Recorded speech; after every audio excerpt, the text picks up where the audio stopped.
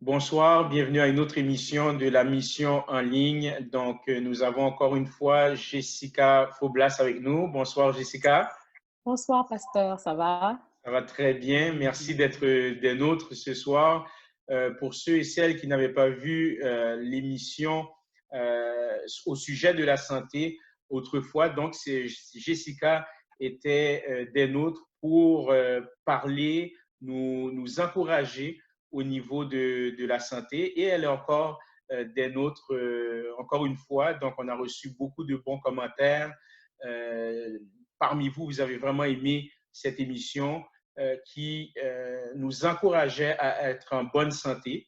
Et laissez-moi vous présenter Jessica assez rapidement. Donc, c'est une jeune mère de famille, mariée, et elle est infirmière également. Donc, elle sait de quoi elle parle. C'est une professionnelle, elle est infirmière. Et également, elle est aussi au sein de notre Église, l'Église de la Mission. Elle s'occupe du ministère des enfants avec une autre sœur à l'Église. Donc, bienvenue encore une fois, Jessica. Donc, on va encore parler de la santé, mais ça va être très actuel. On va encore parler du coronavirus. Donc, j'aimerais sincèrement, avec tout le bagage que tu as, que tu puisses réellement nous encourager, mais aussi nous éduquer par rapport à ça. Et j'aurais une première question. Je présente des symptômes de la maladie du coronavirus, COVID-19, où je suis atteint de la COVID-19. Que dois-je faire pour me soigner? Très bonne question, Passe. Premièrement, avant de commencer, je peux juste rappeler les signes et symptômes de la COVID-19, juste pour situer les gens. OK? Mais là, je donne vraiment les principaux symptômes. OK? Il y a la fièvre. Et quand on parle de fièvre, c'est 38 degrés Celsius. Il y en a qui préfèrent en Fahrenheit, c'est 100,4 Fahrenheit et plus. Il y a aussi l'apparition ou aggravation du toux. Il y a aussi difficultés respiratoires. Puis, le signe qui est plus, c'est particulier, un signe vraiment particulier, c'est la perte soudaine de l'odorat et aussi la perte du goût. OK? Puis, lorsqu'on est enrhumé, on a une grippe, on est congestionné, on ne goûte pas, on ne sent pas. Mais au niveau de la COVID-19, on perd le goût et l'odorat, même si on n'est pas congestionné. Donc, c'est très particulier à la maladie et plusieurs ont ce signe et symptômes-là. OK? Donc, les symptômes durent environ 14 jours et moins. Puis, si c'est plus grave, ça peut durer plus d'un mois. OK? Wow. Fait que, ça peut être très, très long. Maintenant, si on est atteint du COVID-19, on fait quoi pour se soigner? On sait tous qu'il n'y a pas de vaccin, malheureusement. Il n'y a pas de médicament qui va soigner la COVID-19. Par contre, on peut travailler sur les signes et symptômes. OK? Premièrement, c'est simple, c'est se reposer parce que si on est atteint du COVID-19, on est très fatigué, on est très faible. Donc, il faut se reposer. Puis le repos va aider à combattre la maladie. Deuxièmement, il faut limiter nos contacts avec les autres. Ben, pour plusieurs raisons. Premièrement, pour ne pas les infecter. Puis Mhm. deuxièmement aussi, si on est en contact avec les autres, on a envie de s'amuser, de bouger. Donc, il faut vraiment se reposer, fait qu'on limite le contact avec les autres. Troisièmement, il est important de boire beaucoup. Il faut vraiment bien s'hydrater. Pourquoi? Parce que lorsqu'on fait de la fièvre, on va beaucoup transpirer. La transpiration, elle sert en fait à diminuer la température au niveau du corps. Donc, si on transpire beaucoup, il faut remplacer ces liquides-là aussi. OK? Fait que lorsque je parle de boire beaucoup de liquide, je parle d'environ 1,5 litres par jour. C'est pas n'importe quelle boisson, là. OK? C'est important de spécifier. Très OK? spécifique. Ce Fait qu'il n'est pas fait de la chaud. bière que... C'est pas de la bière. T'sais, il fait chaud. Oh, j'ai chaud, il fait chaud, j'ai soif. Je vais prendre la bière. Écoute, je rappelle tout le temps aux gens que la boisson alcoolisée et la caféine, OK, ils font beaucoup uriner. Donc, c'est vraiment, ils peuvent nous déshydrater rapidement. Donc, c'est ça, il faut éviter l'alcool et la caféine comme le café, le thé et les boissons gazeuses, malheureusement. Donc, c'est ça. Et comme je disais, l'alcool et la caféine font beaucoup uriner. Donc, on peut perdre beaucoup de liquide. Donc, on va se déshydrater plus rapidement. On peut favoriser les liquides froids ou tièdes selon le goût. Puis, si tu veux, je peux te donner quelques signes de déshydratation parce que c'est important de les savoir, les signes, parce qu'il y a des enfants qui peuvent facilement se déshydrater, des bébés, des personnes âgées. Donc, il n'y a pas beaucoup de signes. Hein. Okay? Les grands signes, c'est une grande soif, la bouche sèche, la bouche sèche, la langue sèche. Mm. Aussi, on urine peu. L'urine est très concentrée et foncée. Aussi, on est étourdi, on est confus. Confus, ça veut dire qu'on se sent mêlé, on se sent mélangé, puis avec des maux de tête aussi. Donc, c'est vraiment ça. Puis, il faut savoir aussi que les complications peuvent apparaître quelques jours après les débuts des symptômes. OK? Après le début des symptômes, pardon. Donc, par exemple, c'est ça que tantôt on parlait, avant le live, on parlait des jeunes qui se sont rendus en fin de semaine dans un club, dans un bar, et puis ils étaient infectés, mais ils ne savaient pas qu'ils étaient infectés, selon eux, bien sûr, parce qu'ils étaient sûrement au début de la maladie. Ils avaient C'est des petits ça. signes et symptômes, c'est ça. Ils avaient des petits signes et symptômes, et puis c'est ça, fait qu'ils ont infecté d'autres personnes. Donc, c'est ça qu'il faut être très vigilant, il faut porter le masque, on va y revenir, OK? Puis respecter les règles, la distanciation et tout ça. Donc, c'est ça. Fait que si les signes et symptômes s'aggravent, deviennent plus aigus, il faut absolument se rendre à l'urgence. Ou si c'est impossible, appeler le 911 le plus vite possible. Puis les signes de détérioration, désolé, c'est vraiment que la température, la fièvre a augmenté, difficulté à respirer, okay, qui persiste ou qui augmente, la somnolence, tu n'arrives pas à te réveiller, la confusion, l'absence d'urine depuis plus de 12 heures. Donc, c'est un signe que tu es comme déshydraté, si on veut. Puis la fièvre chez le bébé de moins de 3 mois. C'est important parce qu'à 3 mois, quand tu fais de la fièvre, c'est vraiment dangereux parce que ça peut agir sur le cerveau, puis il peut faire des convulsions. Fait qu'on ne va pas niaiser avec ça, là. OK? Donc, c'est ça. Surtout qu'il y a des personnes qui sont prédisposées. On pense aux gens qui Mhm. sont asthmatiques, etc. Donc, j'imagine que les symptômes sont plus apparents au début ou bien ça peut être... comment tu vois Ça ça? dépend de la personne. Ça dépend de la personne parce Ok. que des personnes asthmatiques qui sont bien médicamentées en général, Ah, OK. oui, c'est ça. Tu peux avoir tes pompes et puis c'est bien contrôlé. Mais c'est vrai qu'ils sont plus à risque. Là. Comme les personnes qui ont des problèmes au niveau pulmonaire aussi sont plus à risque d'attraper. Mais ça dépend de chaque personne. Hein. Hmm. Donc, c'est ça. Il faut vraiment suivre les règles là, de distanciation et tout ça avec le masque. Et, ouais. Justement, au sujet de suivre les règles, parce que ça m'amène à cette question-là, que faire pour protéger mon entourage? Tu as fait mention justement de suivre les règles Mhm. de Mhm. distanciation physique. Quoi d'autre encore? Mais c'est ça, sachant, là je parle pour les gens qui savent qu'ils sont atteints du COVID-19. OK, il faut rester chez soi. OK, il faut rester chez soi, il faut s'isoler à peu près 14 jours, éviter le contact avec des personnes. OK, comme tu as dit, respecter la distance sociale, 2 mètres. on dit 1,5 là, mais vu que je suis haïtienne, je vais arrondir à 2 mètres, OK?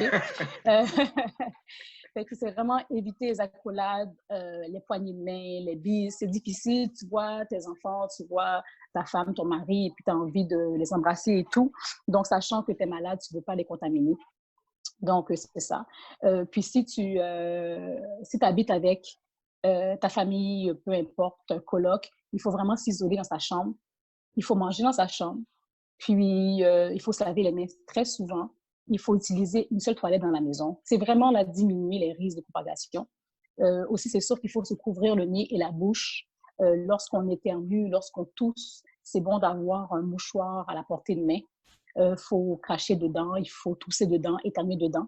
Et ensuite, se laver les mains par la suite, le jeter dans une poubelle fermée et se laver les mains par la suite.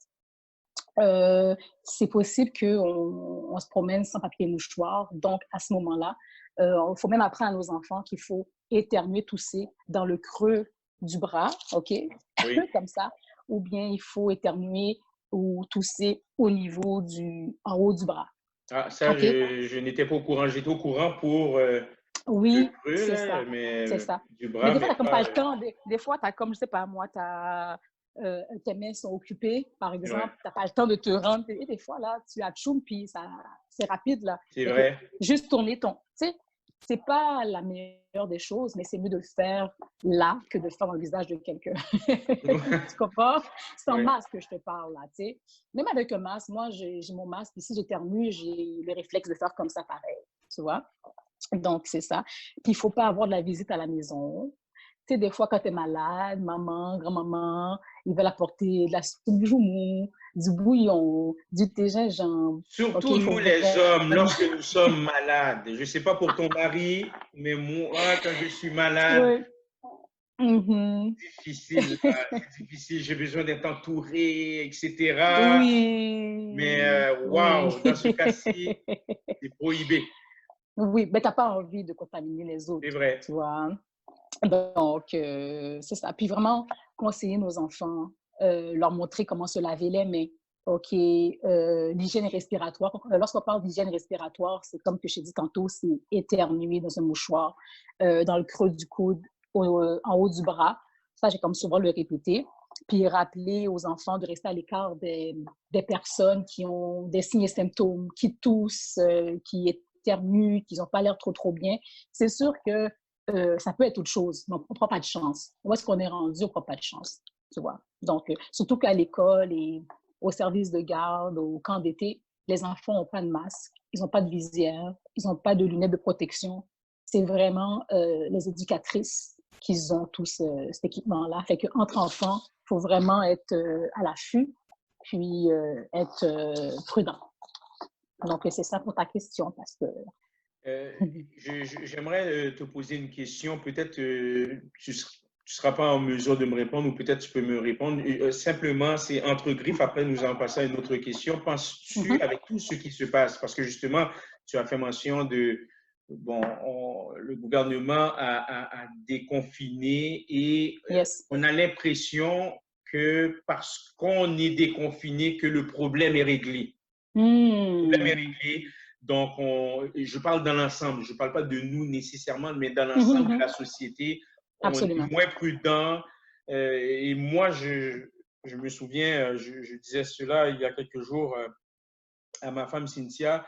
Je disais, hey, si ça continue comme ça, je crains une deuxième vague. Une Et deuxième par vague. ailleurs, à micro fermé, justement, nous étions en train de discuter ce qui se passe à l'heure actuelle aux États-Unis.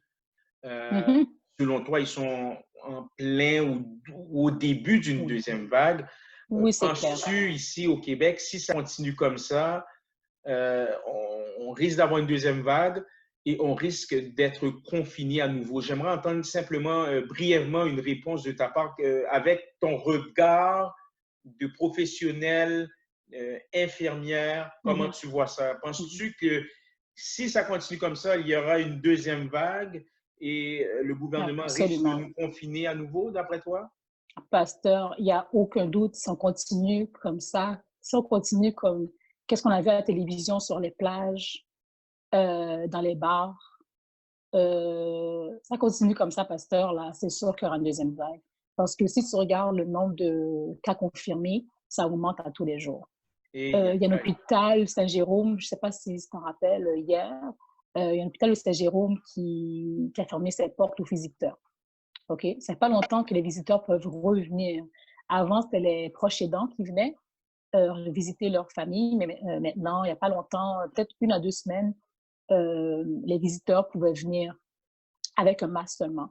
Là, présentement, à l'hôpital Saint-Jérôme, ben justement, c'est fini parce que les gens ne respectaient pas les règles, OK, de distanciation, ils portaient mal le masque et tout. Donc, ils ont dit, là, fait que là maintenant, ça, les cas ont repris plus belle, puis ça a augmenté. Donc, c'est ça. Puis, mais par contre, j'ai remarqué aujourd'hui dans les nouvelles que le gouvernement, ils agissent rapidement maintenant parce qu'on se met prêt pour une deuxième vague. On ne veut pas que ça arrive, mais bientôt, c'est ça que tout à l'heure on parlait, tantôt on parlait de ça, on disait que à partir du 27 juillet, il sera obligatoire de porter le masque dans les milieux publics fermés. OK, comme les supermarchés, les boulangeries, les pharmacies, tu comprends? oui, Comme on a laissé le choix aux gens d'être responsables, puis ils n'ont pas écouté. Donc, je parle de la majorité, là, c'est pas tout le monde. non, on s'entend. Mais c'est ça. Fait qu'on a vu les images, il y a les preuves à l'appui, puis ils ne vont pas niaiser. Là. Ça va être des amendes salées, ça va être le port du masque obligatoire, ça va être l'interdiction de rentrer dans une place publique si tu n'as pas de masque. Ça va être vraiment ça. Donc, s'il y a ça, je pense que ça va diminuer les cas, les cas confirmés de COVID et ça va diminuer le risque qu'il y ait une deuxième vague. Mais si on continue comme ça, sans que le gouvernement fasse de quoi, ben, c'est sûr qu'il y aura une deuxième vague. On est mal parti, c'est l'été, il fait chaud, les gens ne voient pas le virus est dans l'air. Donc, si on ne voit pas, la plupart des gens, ils ne croient pas que ça existe. C'est ça. Ça nous donne cette Cette perception-là. perception-là. Ou bien ils disent, oh, ces personnes âgées, ça touche plus ces personnes âgées. C'est vrai, ça touche plus ces personnes âgées. On parle plus de personnes âgées parce qu'il y a plus de décès chez les personnes âgées. OK? Selon le docteur Arouba à télévision, il y a 80% des cas confirmés de décès, c'est les personnes âgées. Mais le 20%, c'est qui? C'est Tu comprends vrai. ce que je veux dire? Il reste 20%. Là. Donc, Et tout c'est ça. dernièrement, plusieurs jeunes adultes ont contracté le virus. Mm-hmm. Justement, en parlant de ça, ça m'amène à cette question-là. Mm-hmm. Est-ce possible d'être infecté à 2 reprises de la COVID-19? Oui, c'est possible. Je connais 2 personnes que c'est arrivé. Ah oui, OK? C'est très, très rare, pasteur. C'est vraiment très, très rare, mais c'est déjà arrivé, puis ça arrive, malheureusement. Ça arrive surtout chez les gens qui ont un système immunitaire très faible. OK. OK? Donc, oui, ça peut arriver. C'est déjà arrivé, mais c'est très rare. Selon le site laquebec.ca, j'ai lu là-dessus, puis c'est très, très rare que ça arrive, mais ça peut arriver. En général, la personne qui contracte le COVID-19, par la suite, une fois qu'il est guéri, il en guérit. Il n'y a pas de séquelles, OK? Mais il y a moins de chances qu'il le contracte à nouveau. Mais il y en a qui ont un système immunitaire faible, qui sont très exposés, puis qui l'attrapent une deuxième fois. C'est déjà arrivé. Ouais. C'est pas une mince affaire, hein, tout ça, là. Non. Mm-mm. Donc, surtout ceux qui ont un système immunitaire faible, il y Immunitaire a des faible, risques qu'ils l'ont à nouveau, mais ce n'est absolument. pas impossible et c'est quelque chose, hein, parce qu'on a Oui, tendance à penser que système immunitaire faible ou pas, vous avez déjà contracté le COVID-19, eh bien, forcément, vous n'allez pas l'avoir à nouveau. on n'est pas immunisé. Et c'est Mm-hmm. bon, Parce que jusqu'à le ce que. virus, il se modifie. Hein. Le Oui, virus, c'est il se ça. modifie. Mm-hmm. Il est en train Il de se muter, modifie. là. Et là. Et oui, voilà, il se mute. Ouais. Mm, C'est mm, ça. mm, mm. Et Mm-hmm. quels sont les soins à prodiguer à un enfant? Maintenant, on est dans la sphère de, on parlait des adultes, Mm-hmm. pour les enfants. Mm-hmm. Euh, Quels sont les soins à prodiguer à Mm-hmm. un enfant ou à une personne âgée La malade? personne âgée. Ouais, Parfait. Ben, c'est une très bonne question. En général, si tu vois que ton enfant est infecté, c'est sûr qu'il faut consulter, excuse-moi, un médecin. oui, C'est ça. Fait que surtout que si l'enfant a 3 mois et moins et il a la température, la fièvre à 38 degrés Celsius rectale, c'est toujours mieux de le prendre rectal. c'est important de communiquer avec le 811, OK, l'info santé. Par contre, si l'enfant fait de la fièvre, mais il est connu pour avoir une maladie chronique, soit, comme tu disais, l'asthme ou problème au niveau des poumons et tout ça, le système immunitaire affaibli, il est important de se rendre d'urgence dans une clinique d'urgence ou bien à l'urgence, à l'hôpital. On n'y est pas avec ça, là, tu vois. Puis, il faut aussi donner une médication appropriée à l'enfant aussi. S'il fait de la fièvre, c'est sûr qu'on peut lui donner l'acétaminophène, qui est soit le Tylenol, le Tempra, selon l'indication qui est écrite sur la boîte, sur l'étiquette, puis aussi selon le poids de l'enfant aussi. C'est important de savoir le poids de l'enfant parce que s'il pèse tant, on donne tant. Il faut respecter, c'est vraiment très, très précis. Et aussi, il faut voir au confort de l'enfant. Parce qu'une personne, un bébé, un enfant qui fait de la fièvre, il est important qu'il porte des vêtements légers parce qu'on veut baisser la fièvre. C'est pas l'emmitoufler. Tu sais, on est habitué, là, on a comme tendance à emmitoufler le bébé, qu'il soit confortable. Non, non, non, il faut vraiment découvrir l'enfant, vêtements légers. Il faut qu'il se repose beaucoup. Ça ressemble beaucoup aux personnes, aux adultes. Il faut qu'il boive suffisamment aussi. Et puis, s'assurer qu'il ne présente pas de signes de déshydratation, surtout lorsqu'il y a des vomissements puis de la diarrhée. Il perd des liquides, fait qu'il faut s'assurer que l'enfant est bien hydraté. Il y a aussi des solutions là, pour réhydrater l'enfant. Tu sais, je ne sais pas si tu connais le Pédialyte, là. Le Pédialyte, Oui, lorsqu'un enfant oui, fait une gastro, il vomit, oui, la très bien. diarrhée, il perd beaucoup de liquides, ouais. Donc, il y en a en pharmacie. Ça ne goûte pas très bon.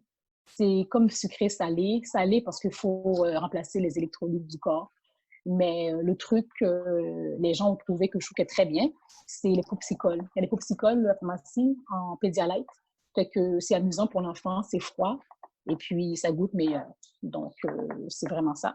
Mais il y a comme quelques mises en garde aussi pour les enfants. Toujours mesurer la température de l'enfant avec un thermomètre. OK, c'est pas de préférence par voie rectale, c'est plus sûr. Lorsque j'ai dit avec un thermomètre, c'est qu'il nous faut une donnée. C'est pas comme, oh, petit monde là chaud, tu sais, comme si la pointe est rouge, c'est pas assez. Il faut vraiment mesurer la température avec un thermomètre. Parce que lorsque tu vas appeler au 811, tu parles à l'infirmière, tu vas lui dire, mon enfant fait de la fièvre, elle va dire combien. Tu comprends ce que je veux dire?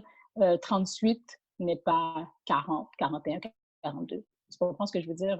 Si tu te rends à l'urgence, même si ils prennent la température rendue là-bas, ils veulent voir la différence entre la température que l'enfant avait avant et à son entrée à l'hôpital pour faire la différence, pour voir est-ce que ça a augmenté, est-ce que ça a diminué. Donc, c'est bon de mesurer avec un thermomètre, ne pas frictionner avec l'alcool. S'il vous plaît, les parents qui veulent baisser la fièvre, qui frictionnent l'enfant avec de l'alcool pour baisser la température, ce n'est pas une bonne chose parce que l'alcool peut être absorbé par la peau, okay, par les pores de peau, puis aussi peut aller au poumon. OK? Fait que l'enfant a des risques d'être intoxiqué, si on veut. OK? Fait qu'on ne fait pas ça. Ne pas donner non plus l'ibuprofène.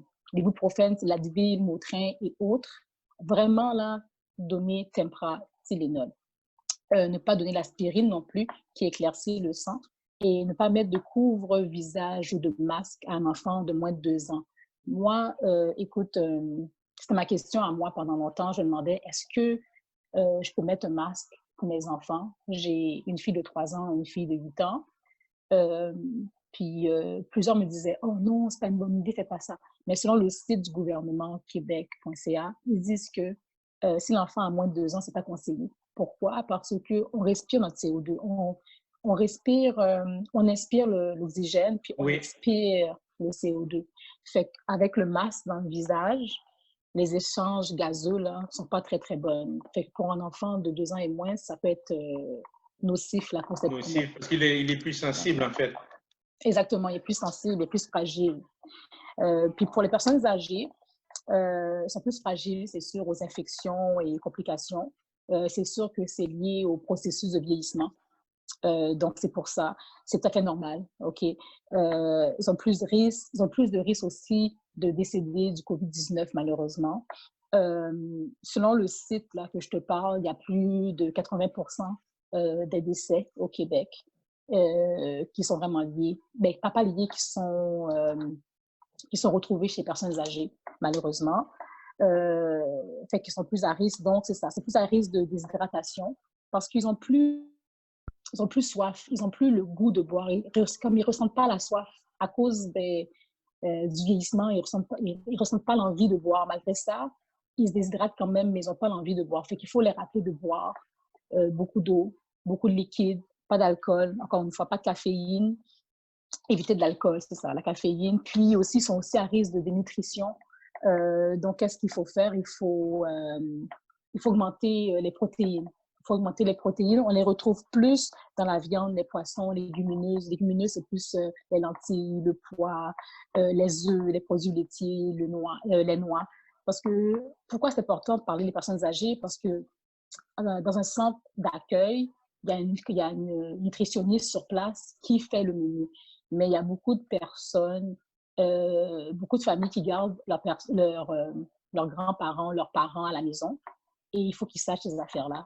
Parce que c'est pas écrit nulle part. Là. Il faut comme faire des recherches et tout ça.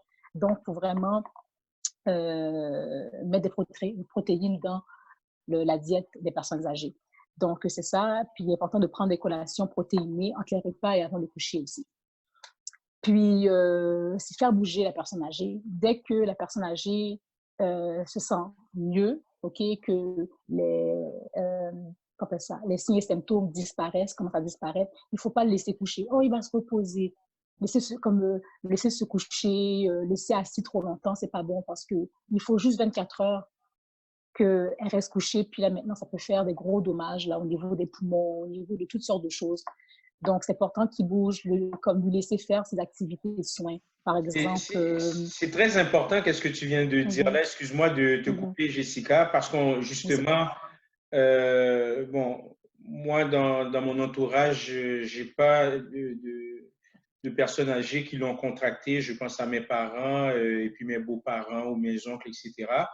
Néanmoins, on a ce réflexe-là, c'est-à-dire que à partir du moment que les personnes âgées maintenant commencent à reprendre du poil de la bête, mais on leur dit, oh non, non, on prend le temps de te reposer encore une fois, mais ça, c'est à proscrire en fait. Là, on veut bien faire, mais ça peut être nocif. Parce que comme je te dis, il faut juste 24 heures, c'est assez pour que la personne n'arrive plus à marcher. Les poumons sont affectés. Tu vois ce que je veux dire? Il faut vraiment laisser la personne, puis on veut tout faire pour la personne, pouvoir l'aider. Mais si elle peut se brosser les cheveux, on lui laisse brosser ses cheveux. Si elle peut brosser ses dents, on lui laisse brosser ses dents. Selon sa capacité, là, selon son autonomie aussi, puis selon sa résistance. Mais ne pas faire qu'est-ce qu'elle peut faire. Lui laisser faire qu'est-ce qu'elle peut faire. Tu vois? Donc, c'est ça. Fait que c'est vraiment l'hygiène, l'habillement, elle peut manger tout seul. Puis tout ça, ça va diminuer les risques de complications. Donc, c'est ça. Encore une fois, on apprend beaucoup avec toi, Jessica.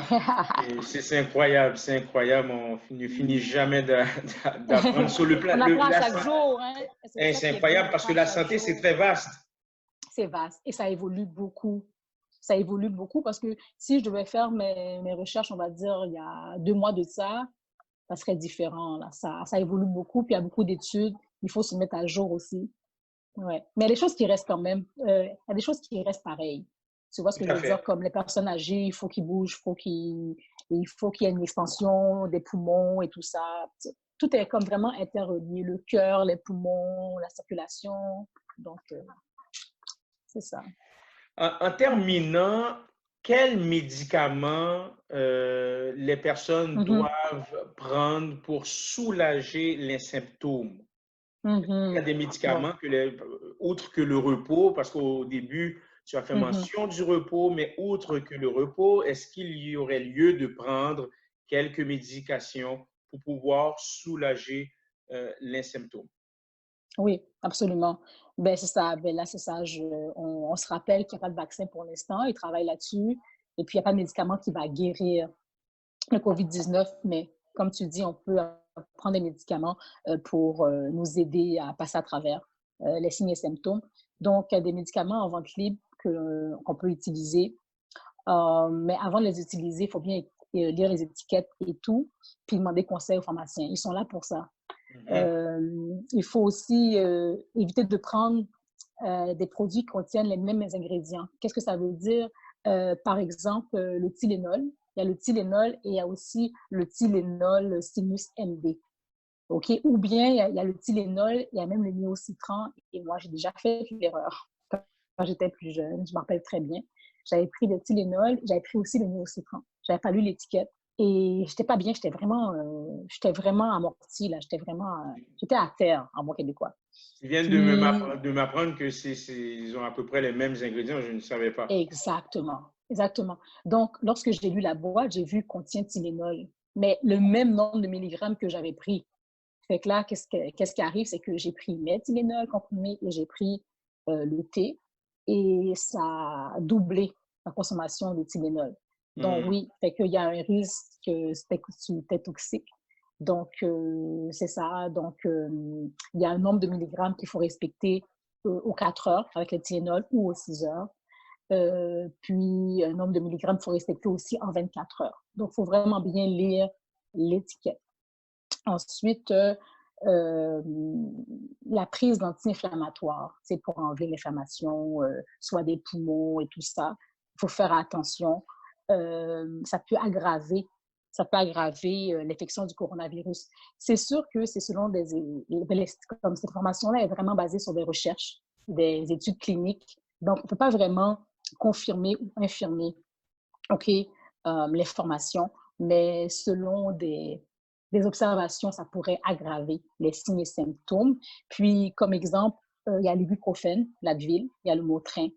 Donc, il faut faire attention. C'est ça qui dit de vraiment prendre le Tylenol lorsque c'est par rapport au coronavirus, bien sûr. Puis, il y a beaucoup de personnes, avant d'avoir le COVID-19, ils prenaient déjà des anti-inflammatoires. Lorsque ça arrive, il faut parler à son médecin ou au pharmacien. Ça va de soi. Donc, c'est ça. Puis pour baisser la fièvre, comme je t'ai dit, il faut vraiment prendre l'acétaminophène. Il y a aussi les maux de gorge. J'ai des amis qui ont eu le COVID-19, malheureusement. Il y avait beaucoup de maux de gorge. Donc, c'est gargariser de l'eau salée. Et puis aussi, prendre des bonbons durs, sucer des bonbons durs ou bien le Cepacol, mais sans sucre, parce que le sucre peut irriter la gorge. Donc, c'est vraiment ça pour la médication là, qu'on a. Wow. En tout cas, merci Mm-hmm. infiniment. On a beaucoup Ça fait appris. plaisir. Mm-hmm. C'était vraiment bon. Donc, je crois qu'il va y avoir une troisième émission, encore une fois, parce que la Pas de santé, problème. c'est tellement vaste et C'est c'est très vaste. populaire. Hein. On veut vraiment être en bonne santé. La Oui, santé, c'est une richesse réellement. absolument. Donc, Mhm. encore une fois, merci infiniment, Jessica Faublas. On a réellement appris. Bienvenue. Merci aussi de nous encourager, de nous exhorter, de nous informer au sujet du COVID-19. Merci Ça encore fait une fois. plaisir. Ça fait plaisir. Donc, à bientôt tout le monde. Bye bye. À bientôt pour une autre émission de Mission Merci. en ligne. D'accord. J'ai failli À dire bientôt. Mission Oui. 7-8.